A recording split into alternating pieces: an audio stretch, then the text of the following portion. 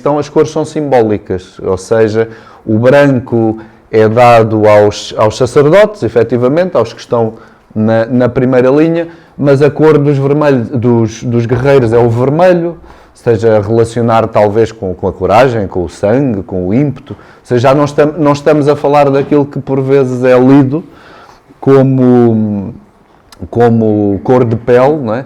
E depois, no caso dos comerciantes, é dada também a cor, por exemplo, amarela, não é? Também, talvez relacionando com o sol, a capacidade de haver uma grande movimentação que os comerciantes têm de fazer no mundo, não é? Entre trocas comerciais, a construção de ferramentas, de materiais, etc. E depois, efetivamente é dada a cor negra a quem trabalha e onde se inclui um conceito que não vamos explorar, mas é um conceito também problemático, mas temos de ter muito cuidado na análise que fazemos, que é a questão do escravo também. Mas o escravo muitas vezes no sentido de estar a ser protegido por alguém e não propriamente se calhar a ideia que temos hoje. Aí é preciso ter um ligeiro cuidado na análise que fazemos da palavra. Mas isto para vos dizer que, por causa da questão que me estavam a colocar há pouco, que é uma questão pertinente, se os deuses representam arquétipos, se estão arquétipos, digamos que a mover ou impulsionar os heróis, no fundo a organizá-los mesmo em pleno campo de batalha, pois nós também temos isso na própria sociedade, essa mesma organização. Para além desta organização da qual fazem parte homens e mulheres, nós normalmente só entendemos a ação masculina, mas isso é típico da forma como temos vindo a ler este tipo de textos e a própria antiguidade desde sempre. Acabamos por identificar que realmente o elemento feminino está como coração a impulsionar, mas depois em termos visíveis de espetáculo de guerra aparecem menos vezes, não é? Menos vezes do que se calhar esperaríamos, mas mesmo assim em momentos importantes. Por exemplo, eu há pouco não vos referi no caso de Karna, não sei se lembram, aquele filho de Kunti, que era um filho que ela tinha tido antes ainda de ter concebido os três Pandavas, os três primeiros dos Pandavas. Tem também muito que ver com isso. No momento antes de um confronto direto entre Arjuna e Karna, portanto irmãos neste caso, não é? Ou meios irmãos, neste momento de confronto é quando Kunti decide dizer a Arjuna: olha que ele é teu irmão. E é aqui que nós já tínhamos ouvido a história antes, mas pronto, é aqui que as personagens conhecem a história. Mas isto não impede o que vai acontecer, não impede que Karna seja morto na mesma, porque tem de o ser. Mas é um momento dramático, como muitos outros, em que há um elemento feminino que chega e ainda tenta uma última, como se ainda fosse possível, ainda tenta uma última vez, quase que dar uma mensagem à humanidade de: olha que o teu inimigo afinal é teu irmão, que no fundo é sempre a mensagem que nós precisaríamos de ouvir, mas que, enfim, ainda não era o momento de resultar, não é? E então a guerra tem de continuar. Mas pronto, só para dar um pouco de resposta a essa questão, que efetivamente temos um conjunto de conceitos, de princípios que estão subjacentes na organização da sociedade e que obviamente têm que se espelhar também em termos dos vários tipos de soldados. Também não entramos nessa questão, porque não existem só soldados montados dentro de carros de guerra, não é? Não existem, ou seja, existem a maior parte, que até muitas vezes se defende que é um exército meio desorganizado, a maior parte combate a pé, ou seja, a maior parte deles estariam numa circunstância de serem voluntários, ou seja, de até poderem ter outras funções na sociedade, mas quando era necessário participavam com o seu senhor, com o seu rei na batalha. Isso... Diga. Ok. Quando a gente vê a formação dos exércitos, tem muita gente ali. Sim, não, pronto. São 5 principais contra 99, ou se quisermos 100, para ser mais fácil, que estão em combate direto em termos de disputa pelo trono, de conflito interno familiar. Mas, obviamente, fazem grandes alianças. E tão grandes que a terra treme. Ou seja, quando os exércitos estão a aproximar de Kurukshetra para combater, a pessoa tem a noção que o resto da terra está a ser esvaziado. Claro que não é? Mas é uma imagem épica, brutal, de os próprios deuses ficarem admirados. Que barulho é este? O que é que se está a passar? Não é? E todos os deuses, todos os santos, as setas, etc., toda a gente se reúne para observar. Efetivamente, é curioso que na guerra da Índia Antiga, pelos relatos que nos chegam, podia haver plateia, entre aspas, ou seja, podia-se assistir à guerra sem ser atacada, a não ser enfim, sem querer, podia haver público a assistir, não é? Portanto, é uma ideia até bastante interessante. Portanto, mesmo quando se diz os deuses vêm, os santos vêm, etc., todos os videntes se aproximam para ver, na realidade é algo reconhecível pelo público que estaria a ouvir, porque a guerra não era travada num campo de batalha longínquo, onde ninguém tinha noção do que estava a passar. Não, tinha-se, porque era um fenómeno importante e as pessoas estavam em segurança porque não havia ataques a civis nesse sentido, ou seja, combatia quem tinha de combater. Aqui neste caso, são exemplos para comprovar um bocadinho o que falámos, porque no caso do Rig Veda, a palavra yoga, a palavra que nós conhecemos hoje como jugo, tem muito que ver com guerra, tem o sentido de guerra, como aparece aqui, que eu me torno superior devorando tanto o vosso jugo quanto a vossa paz. Paz aqui aparece com a palavra kshema, Yoga Kshema, que é uma coisa muito interessante, que no Rig Veda quer dizer guerra e paz, mas depois no Mahabharata tem um sentido, e na Bhagavad Gita ainda mais, tem um sentido muito parecido com uma expressão que aparece no Novo Testamento, de Zyugos Krestos, que é o jugo suave, ou seja, é um jugo pacífico, em que Krishna diz: aqueles que se aproximam de mim, eu dou-lhes um jugo pacífico.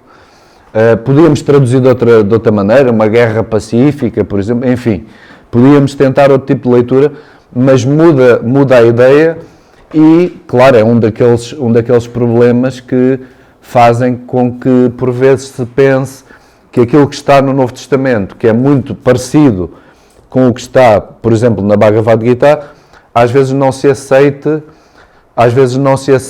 que seja... ou seja, que a Bhagavad Gita seja anterior, não é? Ou seja, teve de vir depois para ter uma frase tão idêntica. Sim.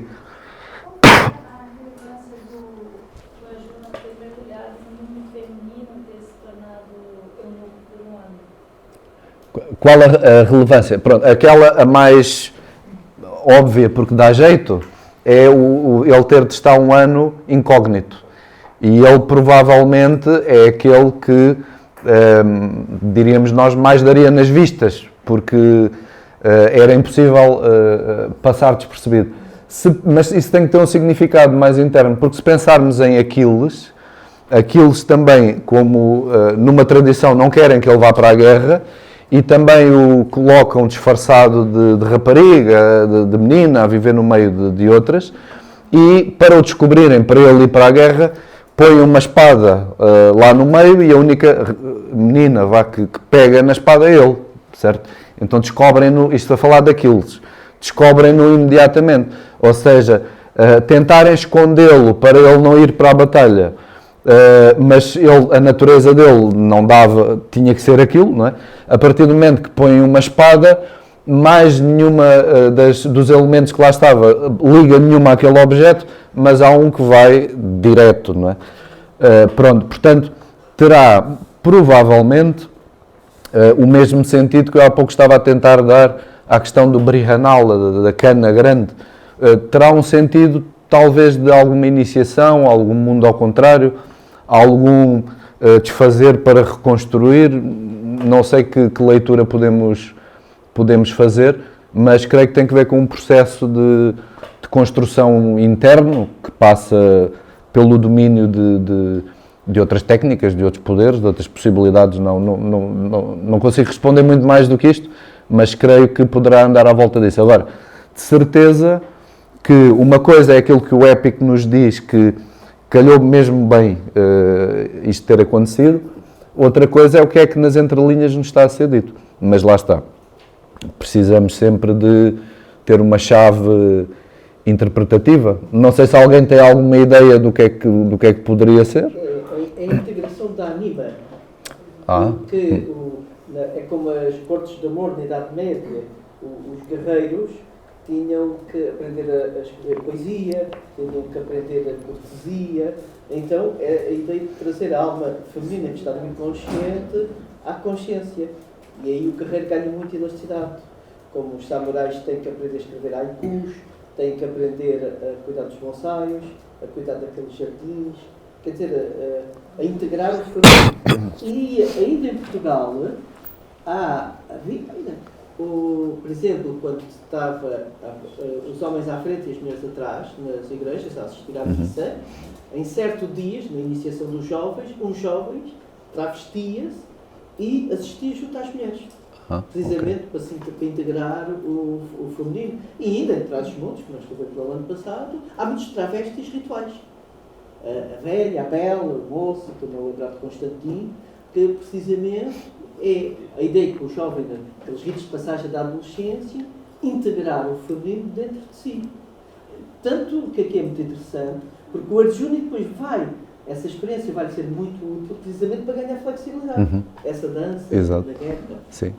Como proposta, não sei. Excelente, mas na iniciação guerreira masculina faz parte a integração do feminino como a sua alma feminina, no inconsciente, vem à consciência. Não ficar efeminado. Sim. Mas integrar o feminino. Muito interessante. Sim. Bom, está aí a resposta. Relativamente ao que estávamos a terminar de ver, bom, existe este sentido efetivamente do yoga relacionado com a guerra no Rig Veda, ou seja, as vezes que a palavra aparece sempre com o sentido de guerra, propriamente dito.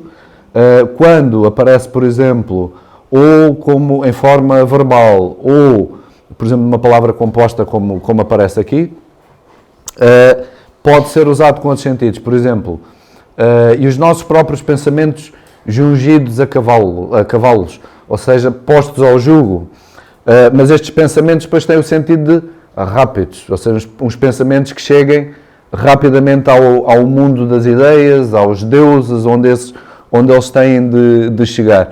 Neste caso, sendo um hino dedicado ao deus Indra, está-se a referir, isto é a linguagem metafórica e muito obscura do Rig Veda, onde existe muito a ideia do vitelo, dos bezerros, das vacas celestes, ou seja, há toda, e mesmo as auroras, por vezes serem descritas como um mugido, enfim, nem sempre é muito óbvia a interpretação, mas nesse caso está-se a referir como que os pensamentos dos poetas, dos videntes, rápidos, ou seja, a toda a velocidade, vão ter com Indra como fazem as mães aos seus filhos, neste caso, como fazem as vacas às suas crias assim que nascem, não é?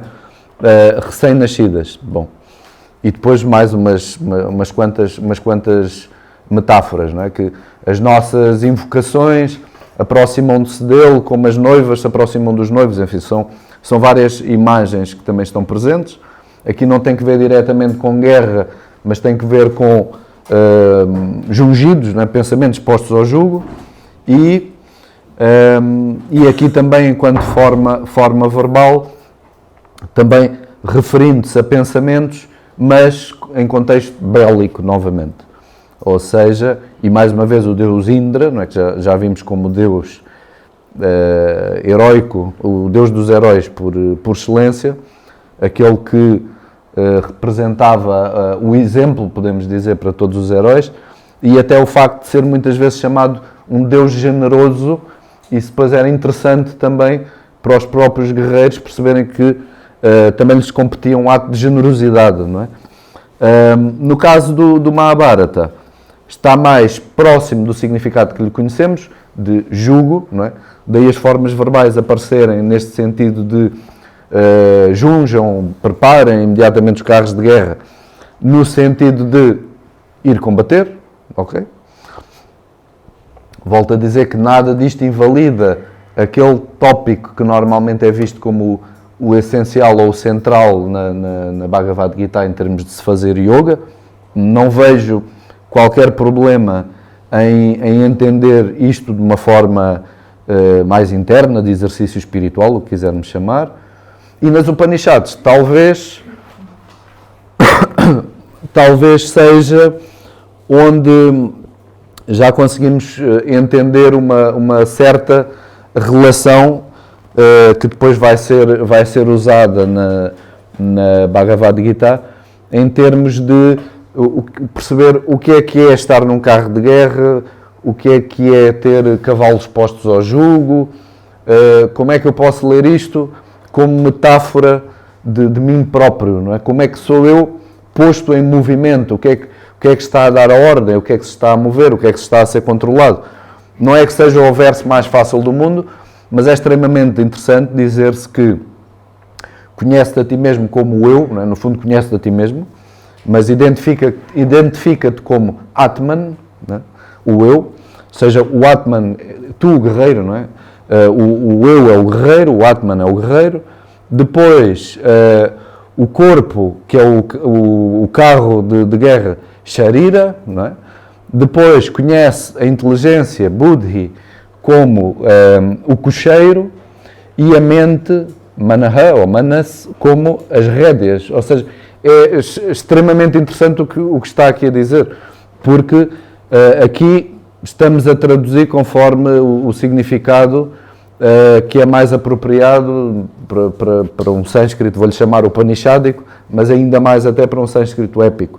Mas todas estas palavras podem ter outro sentido. Sharira, efetivamente, é um corpo, mas é um corpo físico, mas é um veículo de um eu, não é? Um veículo de uma alma. E a inteligência, a intuição, etc., é precisamente aquilo que vê e que consegue dirigir, não é? É muito bom.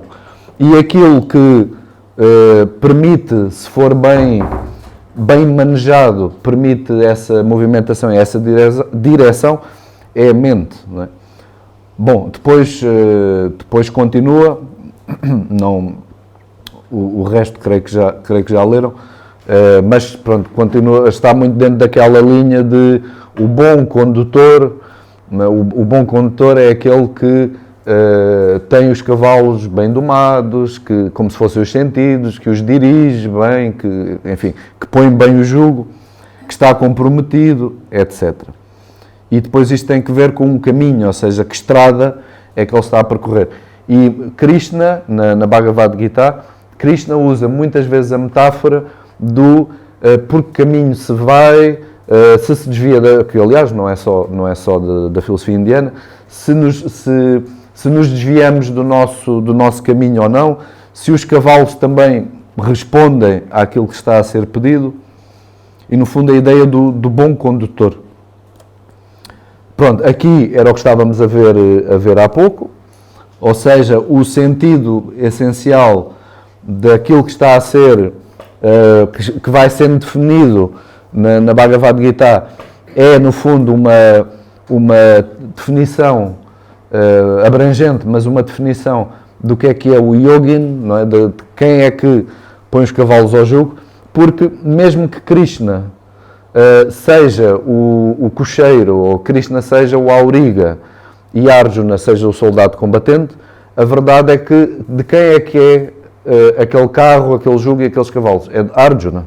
Ou seja, ele é que é responsável por tudo isto. Portanto, ele, neste caso, é que é o yogin, porque é ele que, quando tem que ir para a guerra, tem que pôr os cavalos ao jugo, ou o jugo nos cavalos, que é isto que aparece aqui escrito como yoke, não é? E que aparece aqui. Já agora a palavra yoga chega a português precisamente como jugo, ou seja, mesmo foneticamente, nem muda propriamente o significado e vem mesmo pela correspondência indo-europeia. Em grego é yugos e em latim é iogum, ou uma coisa qualquer. Ou seja, vem numa sequência muito lógica até jugo, portanto, direto. E com o mesmo sentido, ou seja, algo que consegue emparelhar, digamos assim, e dar uma direção. Pronto, exemplo, só para termos uma imagem, porque não encontrei também imagens muito... Já vamos ver algumas muito mais arcaicas, mas não encontrei imagens que fizessem jus ao que se passava dentro do carro, mas à partida seria mais ou menos isto que vemos aqui. Ou seja, ambos de pé, ao contrário de 99,9% das representações de Krishna e Arjuna dentro do carro de guerra, em que normalmente estão sentados, não é? A não ser quando Arjuna efetivamente cai dentro do carro, aí sim podemos dizer que está sentado, mas nos outros momentos não vai ninguém sentado, ou seja, estão ambos de pé. E aquela imagem que vimos, um combate e outro guia. Normalmente aquilo que é descrito na Índia é, um pouco ao contrário do que está aqui, o guerreiro vai à esquerda ou atrás, porque da parte de trás também podia aproveitar para ter um ângulo de tiro muito maior. Bom, mas isto já são pequenos detalhes. Aqui é o tal exemplo, não importam aqui tanto as personagens que aqui estão, está aqui Ganesha, por exemplo, mas é o exemplo de outro tipo de carro diferente, neste caso com 2 cavalos, enfim, aqui mais exemplo essencialmente do mesmo que vimos há pouco, outras possibilidades, aqui com 3 inclusivamente, e aqui eu trouxe 3, já vamos ver, porque isto é algo extremamente interessante, sem querer anular nenhuma visão, nenhuma leitura, mas é algo absolutamente fascinante que nos chega da civilização do Vale do Indo, portanto, muito mais arcaico, até se defende que é ainda pré-existente à chegada dos povos, de um povo indo-europeu, enfim, não vou dizer que sim nem que não, mas foram descobertas estas figurinhas que, na maior parte dos casos, foram interpretadas, e com grande entusiasmo, não é? Como asanas, ou seja, como posturas típicas do yoga, típicas da meditação. Não estou a dizer que sim, nem estou a dizer que não. Mas o que é muito interessante é que vamos encontrar figuras exatamente nas mesmas posturas em carros puxados por bois ou por cavalos, ou seja, sinal que esta metáfora, que parece uma coisa muito descabida, como é que alguém que está num carro de guerra, um combatente, de repente tem alguma coisa a ver com exercício espiritual, não é uma ideia nada descabida, porque as posições que eram assumidas dentro dos carros e já vamos ver, e que, tiradas do seu contexto, nós lemos logo como estão numa postura devocional, estão a meditar, estão, enfim, o que seja, e volto a dizer, não estou a dizer que não, mas de repente, colocadas no seu contexto, de repente entendemos que afinal são condutores ou passageiros, vou-lhe chamar assim, e muitas vezes até têm as mãos unidas, de uma forma aqui meio tosca, mas as mãos unidas para representar que estavam a segurar em qualquer coisa. Mas de certeza que isto também não passaria despercebido a quem o representava ou a quem o via, que uma coisa está a implicar a outra.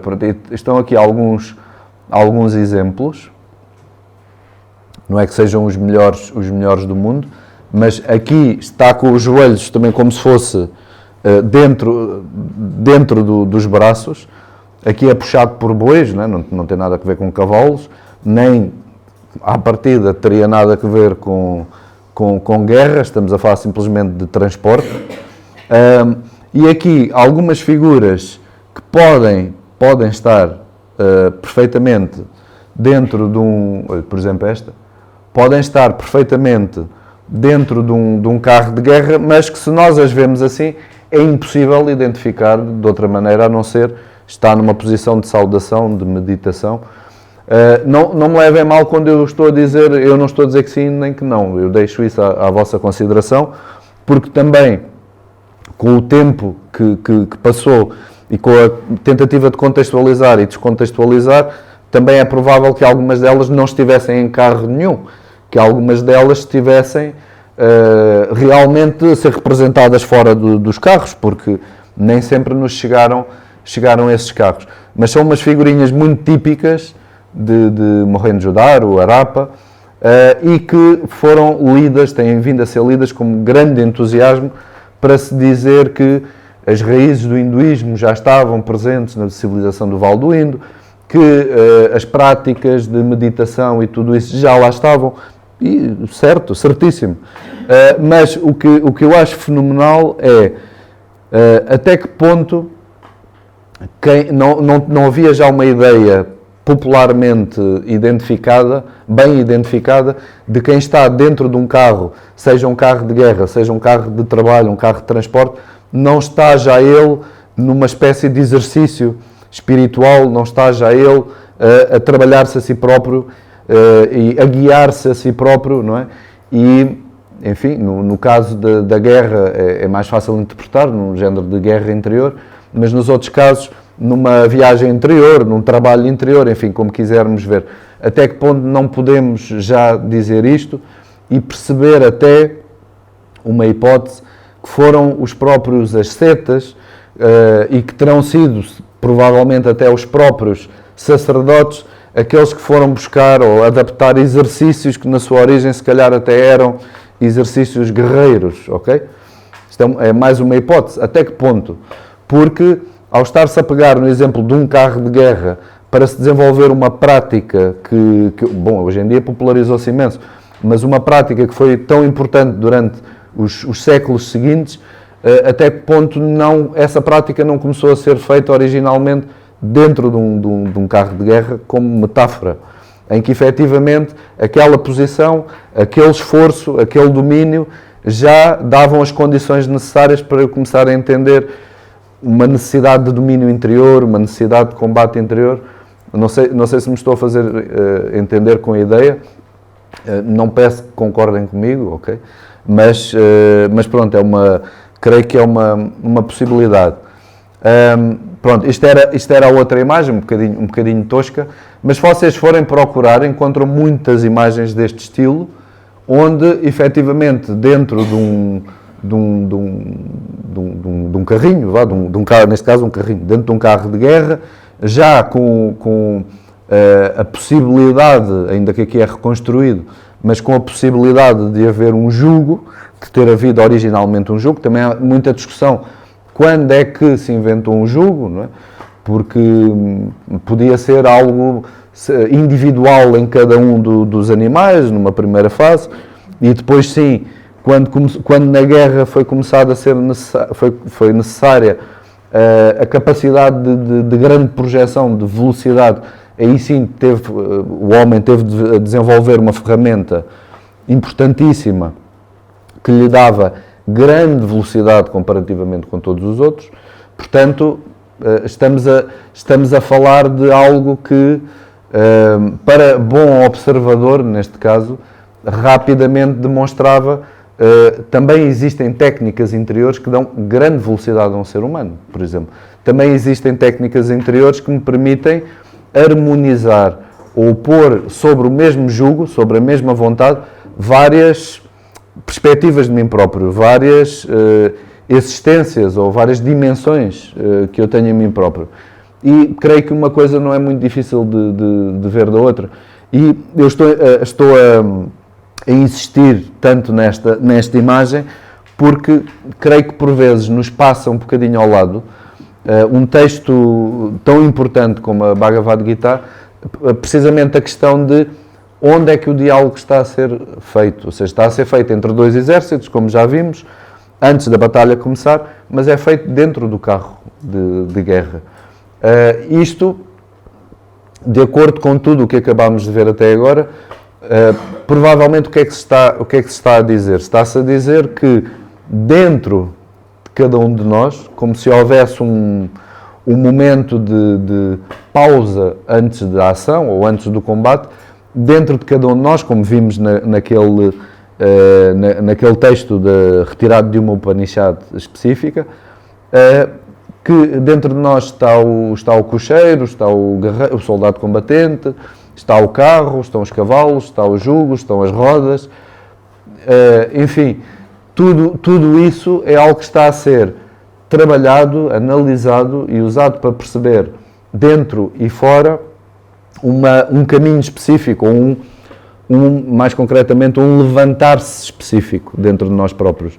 Porque o que nós temos no início da Bhagavad Gita é um herói que não tem nada a provar a ninguém, ele não tem que ir para o combate para dizermos afinal é um herói, porque tudo até agora já nos disse que ele é um herói, e de repente faz o impensável que cai, não é?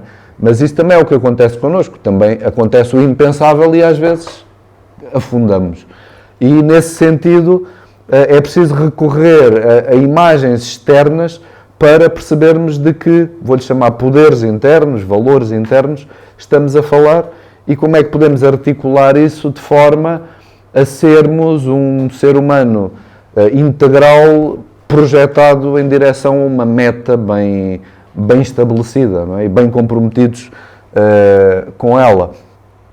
Pronto, e por fim, para terminar, podem ainda colocar questões, talvez aquela que é a imagem mais emblemática, mas mais uma vez aquilo que eu vos estava a dizer, por questões iconográficas colocados fora do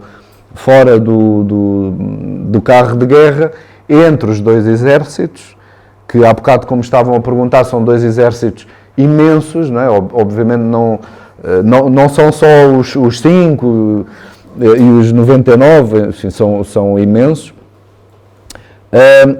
mas tudo o resto está bem. Ou seja, ele quando cai deixa cair o arco e a flecha, ou o arco e as flechas, e a aljava.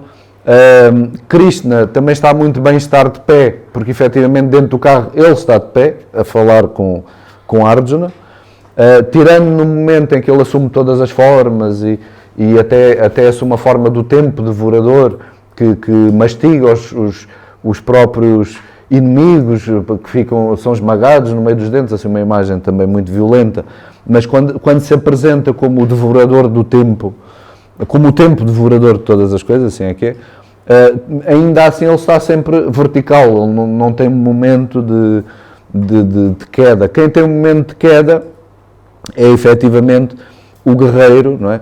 Que precisamente entre um lado e o outro, entre um dever e o outro, tem de fazer algo que é extremamente difícil, que é passar este interregno, este intervalo, de ir do seu próprio lado, aquilo que conhece, podemos fazer uma metáfora fácil, àquilo que é desconhecido e àquilo que é difícil e perigoso.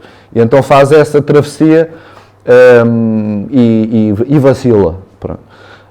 E obviamente tem que ver com isso. Tudo o resto também, o facto de ele ter a bandeira com o símio, a bandeira representada por Hanuman, que é um herói que aparece no outro épico, no Ramayana, mas o facto de nós sabermos que no Mahabharata o próprio carro, que não está aqui presente, mas o carro de Krishna, ter uma representação de Garuda, que é uma águia, também, isso é muito, muito emblemático, ou seja, o próprio Deus, Krishna, não é? Aqui o herói, mestre Deus, representar na sua bandeira, no seu emblema, um elemento o mais celeste possível, o que voa mais alto possível, e, por outro lado, Arjuna ter uma representação humanoide, não é? Muito interessante e muito relacionada com o símio, com a ideia da imitação, portanto, o homem que precisa de grandes exemplos para os ir imitando, por exemplo. E pronto, e tudo o resto é o que está prestes a acontecer. de uma forma extraordinária. Esta representação é efetivamente boa nesse aspecto, mas que mostra um pouco este impacto de dar-nos a sensação que tudo para. Ou seja, de repente, a guerra que vai começar pode parar o tempo que for necessário para o mais importante diálogo que pode existir. Isto é completamente vitorioso sobre o tempo e sobre qualquer conflito. Bom, vou-me calar, esperar para se têm questões, comentários, se concordam com algumas interpretações, também não precisam de concordar, podem dar sugestões, inclusivamente. Estas representações também estão em alguns Templos. templos, Há bocado tinha uma fotografia de uma parede. Sim. Estas aqui propriamente, que eu saiba, não. Mas sim, claro, muitas representações em templos, sim, de carros de guerra, de cenas do Mahabharata, como vimos algumas, sim, claro que sim. Pensei que estivesse a referir-se a esta específica. Estas são aquelas que, peço desculpa pelo que vou dizer, mas às vezes aparecem nos restaurantes indianos, em livros muito bonitos, porque são efetivamente emblemáticas, visto daquilo a que temos acesso. Mas são imagens que também têm uma carga devocional forte, bastante forte.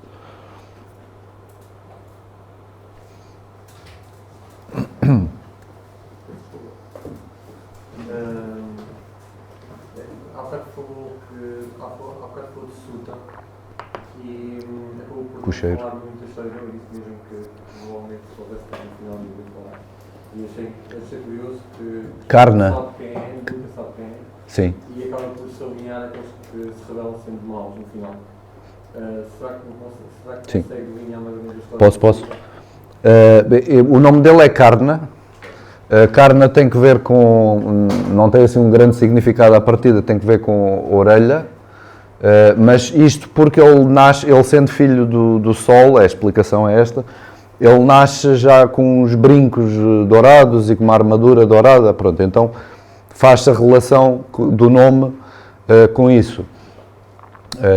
Se tem que ver algo com audição ou assim, enfim, pode haver outras interpretações. O facto dele ser chamado Suta é extremamente importante até para o épico, porque o próprio, vou andar aqui com a imagem para a frente, o próprio Krishna, que também é um kshatriya, é um guerreiro, ele próprio vai assumir a função de Suta. E o Suta é interessante porque é o cocheiro, ou seja, é o auriga, é quem leva o carro de guerra, é quem aconselha o soldado combatente, porque é quem o vai conhecendo melhor, é quem o pode criticar, também lhe pode dar força, não é? Que ele precisa, e depois faz uma coisa muito interessante, é aquele que quando acaba o dia de guerra, que a guerra por norma é feita durante o dia, a guerra legítima, quando acaba o dia da batalha e quando regressam, ele conta, o Suta também é o bardo, ou o aedo, é ele que narra os grandes feitos de batalha que viu em primeira mão, não é? E claro, vai tentar exaltar o seu soldado combatente, expondo tudo aquilo que ele fez de extraordinário. Portanto, tem por um lado um papel muito interessante, porque é esta a figura que Krishna está a assumir, ou seja, que também é aquele que é amigo, é conselheiro, exalta, critica, mas também é quem depois vai narrar as coisas extraordinárias que viu. Mas, por outro lado, temos outra personagem que nasce nesse grupo, ou semicasta, vou-lhe chamar assim, dos cocheiros, não é? Que não tinha a mesma altura que a dos guerreiros, mas que, na realidade, ele, como já vimos, ele não era daquela família onde foi parar. Ou seja, ele é fruto de uma relação, se calhar, enfim, tudo isto é simbólico, mas que é apresentada como não tendo sido vista com os melhores olhos, porque nasce de uma mulher que ainda não se casou, etc. Mas toda a sua história é a história de alguém que tem uma natureza muito superior, nasce dentro de uma família de umas características bastante duras e desafiantes, e isso consegue superar ainda assim e consegue chegar à sua real natureza. Isto é um exemplo de que as castas na Índia, ao contrário do que muitas vezes se diz, é um no meio de vários, nem sempre são tão rígidas como parecem, não é? Ou seja, pode haver transição de uma para outra se a natureza real for aquela, porque nós estamos a falar de alguém que efetivamente combate, alguém que se torna, é verdade, grande amigo de um kshatriya, que o acaba por colocá-lo numa posição igual, dando-lhe terrenos, etc. Acaba por ele levá-lo a essa posição, mas ele já tinha direito a essa posição. O que acontece é que ele sofre muito durante a sua vida, porque tem toda essa natureza guerreira, mas ninguém aceita combater com ele, porque os outros guerreiros olham para ele como pertence a uma classe, entre aspas, inferior.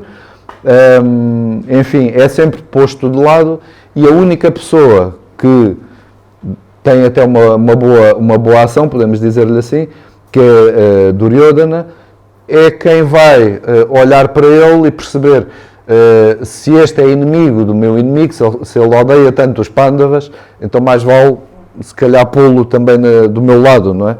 Passá-lo para o nosso lado. E acabam por se tornar grandes amigos e terem o mesmo fim, o fim que todos os Kauravas, os Dhritarashtra, os 99 tiveram. Agora, a figura, a imagem dele é sempre essa imagem também muito impactante para nós, mesmo retirada do seu contexto, porque demonstra sempre a possibilidade interior daquela pessoa, a coragem, os valores, etc., mas por algum motivo é colocado numa circunstância inferior em que aparentemente vai ter maior dificuldade, não vai conseguir cumprir a sua real natureza, mas que consegue fazê-lo. Não nos podemos esquecer que ele não deixa de ser também, ele não é, digamos, da terra, entre aspas, como os outros, ele também é filho de um Deus, não é? Isso é também bastante significativo. Ainda que os outros os 5 Pandavas não morram em combate, ou seja, sobrevivem e morrem depois nesse tal percurso, a verdade é que ele morre porque a interpretação escolheu mal o lado, mas também não teve culpa, porque ele não sabia. Ele teve momentos em que foi também descoberto, um deles é bastante famoso, inclusivamente, em que é Bhishma que adormece, creio que é no colo dele, e há um certo animal que vai picá-lo ou mordê-lo, e ele não reage. Ou seja, e isso é logo um sinal muito problemático de que, afinal, não é um sutta. Ele é qualquer coisa mais, porque não é normal alguém não reagir perante a dor física, a não ser que seja ou um asceta ou um guerreiro, não é? Portanto, se ele tem essa natureza de não reagir para nada à dor física, há logo ali alguém que consegue ver, aqui qualquer coisa não está bem.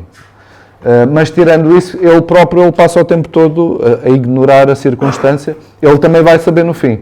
Eu acho que na altura não referi, ambos vão saber. Há bocado só falei da parte de Arjuna, mas ambos vão saber. Claro que isto depois é representado de formas... toda a gente estaria à espera que isso se calhar fosse motivo de terminar a guerra, mas enfim, os sentimentos são tão... ou o dever de cada um, ou os sentimentos são de tal maneira violentos que nem isso consegue parar o embate. Já está ok? Sim. É? Ok. Pronto. Está parte de uma série de perguntas que não vamos ter tempo e para a minha Não, admiração. temos tempo. Está mesmo. Até a reencarnação de um plantita. Isto é muito coração. A minha admiração pelo seu trabalho Queria fazer só aqui, por curiosidade, uma pergunta sobre a tradução de duas palavras em concreto, mas, enfim, por curiosidade e por umas que por acaso reparei, que ainda não li. É uma que vem na página 69, depois vem mais vezes, a palavra pecado. Como é que fez esta tradução e o que é que significa aqui neste contexto? E na página 127, não sei se está noutras também, ou N. Pode ser o número. A primeira é 109 e a segunda é 127. Não é página. Diz o seu. 3, 2, 6. 233 Ok. e 813. Como é que traduziu? O que é que teve em conta? O que é que significa? Essa foi aproximada efetivamente da ideia de mal e do mal com o mal inaceitável, mas deixei propositadamente um sentido que para nós tem uma carga muito violenta, ou tem uma carga muito devocional, talvez numa esperança pessoal de que o texto não fosse exclusivamente heroico ou exclusivamente bélico, ou seja, houve um esforço, houve por um lado, posso lhe dizer que houve por um lado um espanto relativamente à quantidade de metáforas e da linguagem heroica, militar, guerreira, que francamente não estava à espera, mas depois também houve algo em mim, e aí é um exemplo desses, houve algo que também por vezes me levou a fazer escolhas de deixa ver se o texto pode ser um pouco mais humano, pode ser um pouco mais direto, ou um pouco mais devocional neste caso, porque é efetivamente a forma com que normalmente se olha para o texto. Mas o sentido que tem é esse. Agora, claro, a palavra pecado tem uma carga para nós muito própria. Não estou a dizer que não tem no original, mas podia ter havido outras escolhas. Aqui foi um caso propositado. A outra questão é... Foi aquela que eu tinha dito, a própria ideia de mal. Sim. Isso há de estar em alguma nota de certeza absoluta. A palavra que é papama vapsiácida. Papam é mal. O resto é do composto em que se encontra. Mas esse mal pode ser desordem, esse mal que características tem. Eu do que me recordo, isso agora também podíamos ir ver ao dicionário. Eu daquilo que me recordo é a ideia de mal, erro, mas também tem o sentido de mal em termos religiosos, vou-lhe chamar assim. Daí eu não me ter importado absolutamente nada com... Existe a possibilidade de tradução, porque já vi isso escrito por um mestre espiritual contemporâneo agora, dos nossos tempos, que se refere à palavra original como sendo falhar o alvo. Tossir, falhar o alvo. Esta em específico? Não desta tradução específica, mas da palavra pecado que nós conhecemos. Está a falar do inglês, o sim do inglês. Tossir do inglês, como falhar o alvo. Portanto, pecado deve ser sinónimo de falhar o alvo. Não me recordo nada de ter visto isso. Agora, mas isso é das tais questões que também posso ver e dizer-lhe. E a outra, qual era? Era na 813, homem. Sim. O O significado? Essa não foi... 813. Sim, mas não sei onde. Não consigo ver as correspondências no sânscrito que pôs aqui ao lado. Portanto, era para perguntar qual foi a sua opção, o que significa comigo, quais eram as alternativas que teria. Aqui até em nota de rodapé até está feita uma relação depois com o amém, o assim seja, etc., mas só para se perceber como sílaba mística, até no sentido de oculto, etc. O homem está, começa logo. O homem... Mas dentro de uma palavra mais comprida, não separado, é isso? O homem... O quê? Agora não percebi, não apanhei. É como um alemão. Porque é sempre como se estiver. Juntam. É que eu não estou a perceber, é que o sânscrito é como o alemão, junta. Sim, palavras compostas, sim. Palavras compostas. Agora, a questão do home é uma questão, é uma palavra que podemos fazê-la equiparar-se, por exemplo, ao amém ou qualquer coisa assim desse estilo, mas na realidade é daquelas palavras um pouco intraduzíveis e que até já está contraída, digamos assim, porque é aum. Depois aparece, obviamente, como este au convertido também no chamado ditongo o, e fica om. Mas depois é lido em toda aquela perspectiva, por exemplo, da Trindade, ou seja, o A, criação, o, preservação, o M, renovação, para não dizer destruição. Mas é um termo que não está, que não tem obrigatoriamente, neste caso, de ser traduzido. Eu agora já não me lembro o que é que lá está, mas está a dizer eu sou o homem. Aquele que pronunciou o absoluto monossilábico, o homem. E pronto. existe Brahma. Que como uma única, sim, Brahman. Aqui está só Brahma. No... Sim, mas isso tem que ver com, não é o Deus Brahma, não, é porque é a relação entre Atman, que é o eu, e Brahman, que é a ideia de absoluto. Pronto. É uma hipótese de traduzir Brahman. Pronto. Este homem é aquele som que é usado em alguns... Sim, por exemplo, mantras, etc. Sim, precisamente. Disse que é o au e o M, se faz favor. É simplesmente uma interpretação, ou seja, é uma leitura dentro, como diz aí, de uma única sílaba, de um único som, dividir em 3 fases contínuas de qualquer trindade. Então o A, naturalmente, ou mesmo que seja um A, é aberto, portanto tem que ver com a criação, um som obviamente relacionado com a criação. Se quisermos ir à Trimurti hindu, podemos relacionar com os deuses, mas não é preciso. É A de criação, U é um som de preservação,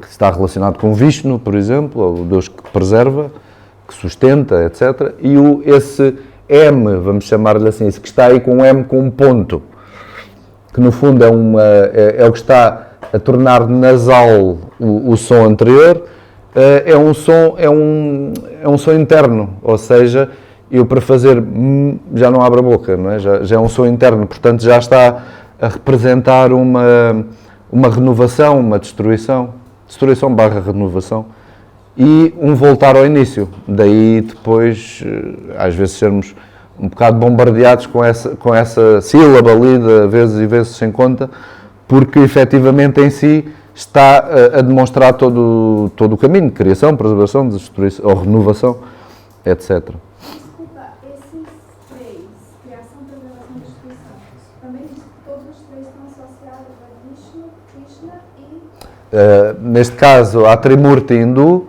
o Deus Brahma, que é o Deus Criador, até tem, quer dizer, aparece o Deus Brahma, não aparecem todos, não aparece Shiva. Primeiro Brahma, segundo Vishnu, terceiro Shiva. Sim, é preciso diferir. Brahman, pode ser que seja é o grande Deus cósmico, Não se vê bem. luz sem forma. Depois, quando é na Trindade, é Brahman. Há que diferir. Brahman de Brahman. Brahman já está um pouco na manifestação, que é Brahman, Vishnu e Shiva. É muito interessante diferir Brahman de Brahman. E relacionam Atman com Brahman. Sim. Pronto, então os Upanishads é constantemente. É interessante que a imagem das Upanishads é muitas vezes ao encontrar-se o eu, encontra-se tudo. Isso. É como se ao entrar no eu estivesse o absoluto. Enfim, são os textos especulativos da Índia Antiga e Peço desculpa, só muito elevados. não consegui perceber bem. O A é aberto, o M é muito interior e o U... O é preservação. Está, vamos dizer, meio termo, pronto. Mas neste caso, eu vim aqui a esta imagem, ainda que não aparecem todos, mas aqui está uma representação do Deus Brahma, neste caso. Bom, isto é uma representação muito dentro da linha Vaishnava, dentro da linha de Vishnu, não é? Pronto. está-lhe a dar destaque a ele. Mas é o primeiro Deus, é o Deus Brahma, que tem 4 faces ou 5, uma delas está coberta, mais uma vez uma pirâmide. Depois o Deus Vishnu, que é este que está aqui deitado sobre uma serpente, com características típicas que Krishna depois o avatar dele vai assumir, mas que é o Deus que preserva todas as coisas, nesse caso está relacionado com o U, e não aparece aqui o Deus Shiva. Pronto. O Deus Shiva, que tem o sentido de destruição, ainda que originalmente, como Shiva tem que ver com benevolência, associa-se como se fosse um epíteto de Rudra. Rudra tem uma leitura um pouco mais de uivo, por exemplo, que é um deus que assume umas formas muito semelhantes a de Shiva, mas que terá sido gerado quase do estilo o Rudra torna-te benevolente. Não é? Então o Rudra que se converteu em Shiva e o epíteto de Shiva acabou por prevalecer. Mas pronto, um Deus muito relacionado com essa renovação, com essa transformação, no caso de Shiva, que seria o M, ok? Seria o som interno. Numa leitura podíamos ver desta forma. Muito obrigada. Nada.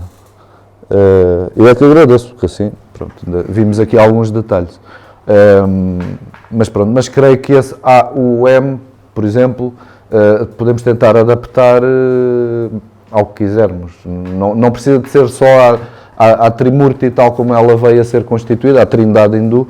Acho que podemos ler de outras perspectivas.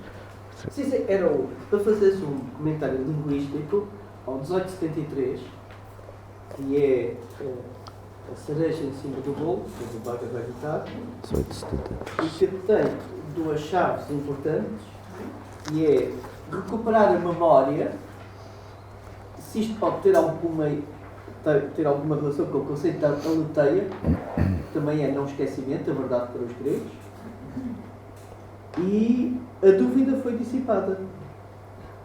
Bem, deve ser o que lá está, mas quer dizer... Vou confirmar. Já a partida mas vou confirmar. Claro. Portanto, esta que é o último, é precisamente... 1873. É o último diálogo, é a última coisa que Arjuna diz. Exatamente. Pois. Precisamente que é a última coisa. Porque eu creio que há uma tradição na Índia que diz que quando os deuses esquecem, manifestam-se. Quer dizer, caem. Quer dizer que a perda da memória é algo muito... A questão de se falar da memória, que aqui aparece como Smriti, este R aqui não conta porque já é uma variação, mas Smriti, isto tem uma relação com algo que é dito bastante para trás, não me lembro exatamente aonde. Os recordados.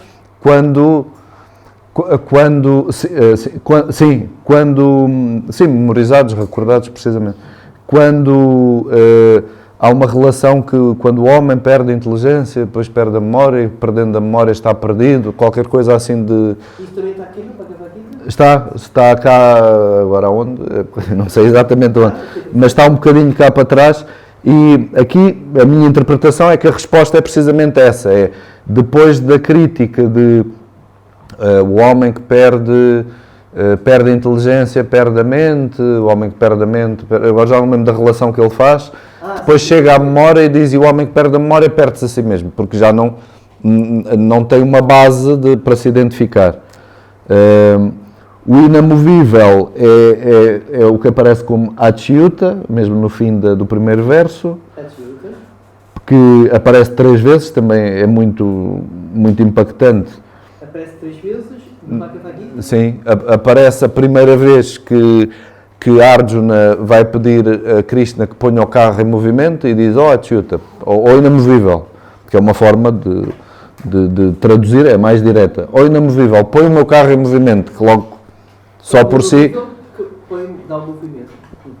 Que só por si causa um choque de, então, move-se ou não se move.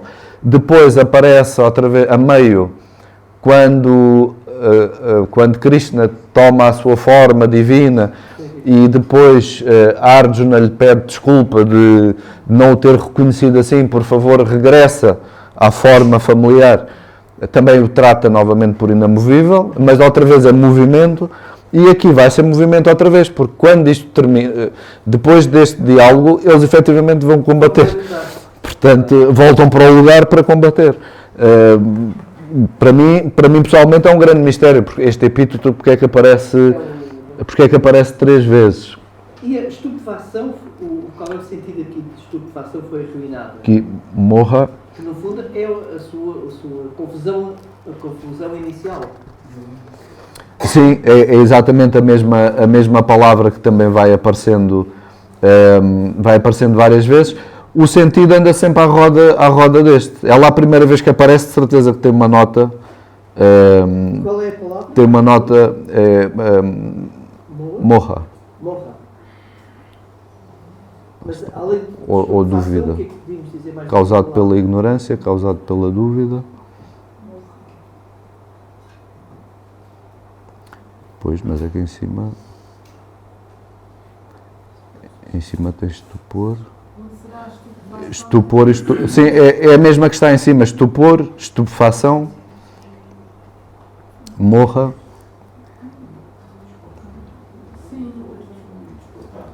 Recuperei a memória, a dúvida foi dissipada. Asmi stito, o estou pronto é o stito asmi. Atam samdeha. Vachanam.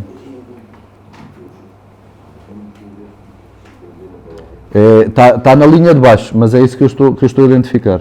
Porque a ordem não é exatamente a mesma. Farei o que diz, é Vachanam Tava. Stito asmi. Gata é tendo ido. Gata sam deha. Mas eu não estou a identificar, será o sam deha? Eu não estou a identificar isto como dúvida. Aqui não será um estado paralisado. Ora, será que veio de cima?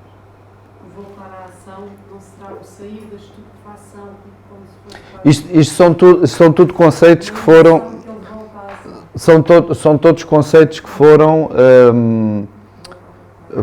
todos referidos muitíssimas vezes antes. Portanto, ele não está a falar deles a primeira vez, ele está a dar resposta àquilo que já foi dito. A questão da estupefação, eu lembro-me que também aparece quando se diz que aqueles que têm uma natureza tamássica nascem no ventre daqueles que estão estupefactos, é qualquer coisa à roda disto que é dito, ou seja, no sentido de também de paralisia.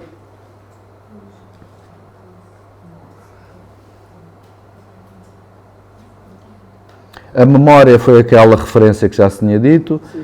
Bom, a dúvida vai sendo recorrente, quer apareça, quer não, vai sendo recorrente.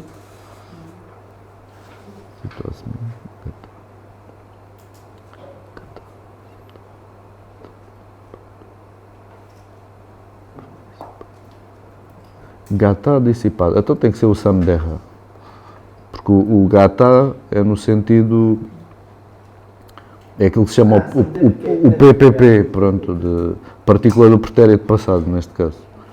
Samdhamana. Não, Samdeha. Samdeha. Samdeha. Mas não me recordo desta palavra, portanto, não sei se esta palavra aparece assim tantas vezes.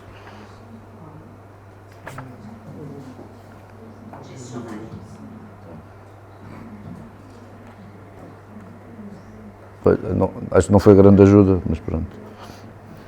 Não, eu creio que a recuperação da memória é muito importante. Sim.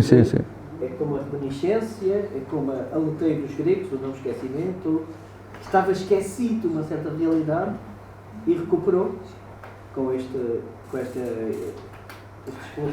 do conhecimento.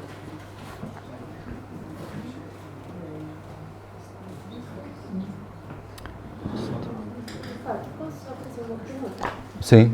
Assim, de uma maneira simples, na medida do possível, poderias falar um pouco da dinâmica entre os três mundos? quando se dá neste ambiente nu? Se é como entendemos na Grécia, se não tem nada a ver? Os três mundos em Sim, termos muitas de... vezes aparece a expressão dos três mundos. Como é que se dá a dinâmica? Existem... São os três mundos. Pronto. Existem duas versões da ideia dos três mundos.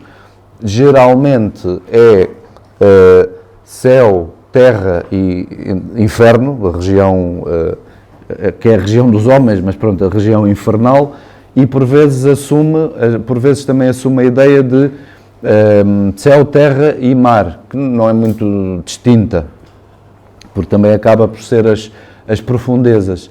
Mas depois existem deuses que fazem a trajetória, ou seja, que têm uma existência nesses três mundos, seja céu, terra e inferno, seja céu, terra e mar. Por exemplo, no caso de Agni, por exemplo, que funciona como um fogo que existe no céu como sol, um fogo que existe na terra como fogo propriamente dito, físico, e também como um fogo que existe nas águas, que ninguém sabe muito bem o que é, mas aquilo que temos vindo a falar, que representa um perigo oculto. Mas também a ideia, e está muito associada à questão, vai dentro da mesma interpretação das águas, que é a ideia de um fogo perigoso que está nas profundezas e também nos vários níveis de... Não sei se podemos fazer a mesma relação, mas também os vários níveis de inferno também. Ou seja, se calhar uma expressão, porque é Náraka, também é a região dos homens, portanto não sei propriamente até que ponto podemos chamar-lhe de inferno, mas é inferno porque é inferior, como é óbvio. Não tem uma conotação semelhante cristã. Eu estava-me a tentar lembrar de alguma relação entre os dois. Dizias Náraka é onde vivem os homens. É o inferno. O nome é que é curioso, porque é o domínio dos homens, é uma hipótese de leitura. Mas o Apam da Apat também é o fogo das águas. É, sim. É o descendente neto das águas, traduzindo à letra, mas sim, é o fogo, é precisamente o fogo. Apam, águas, e Napat, descendente ou neto das águas, descendente das águas. Portanto, podemos entender que em termos de visão, os homens vivem na Terra e depois, quando se encarnam, passam para o Naraka. Sim, mas não necessariamente, ou seja, sim, ou para o céu. Que normalmente aparece como Svarga, por exemplo. Não percebi. No imaginário de provas intermédias, como a do Alto no Egito, não existe essa ideia? Não conheço. A relação mais comum está associada com a Lua e com o Sol, por exemplo, ou seja, de almas que vão para a Lua e são refletidas novamente, e almas que vão para o céu e não precisam de voltar mais, ou seja, chegam mais longe e não precisam de voltar. Depois existem aquelas que não saem da própria esfera, é como se fosse 3 dimensões, não saem da própria esfera do mundo, mas vai dar ao mesmo. Mas tem que ver com 3... Terra, Lua, Sol. E como se fossem esses mesmos 3 domínios de inferno, terra, céu, por exemplo. Vai dar mais ou menos ao mesmo, relacionado, se calhar, com distâncias, né? Capacidades de ir mais longe. Podemos ver assim. A imagem da Lua refletir é espetacular, não é? A imagem de uma alma, entre aspas, estar a libertar-se e depois ser refletida pelo astro, pela Lua. Mas há uma relação entre a Lua e Naraka, ou os infernos, provavelmente, não me recordo, provavelmente. Porque sendo o mundo também dos antepassados, dos Pitris. Ok.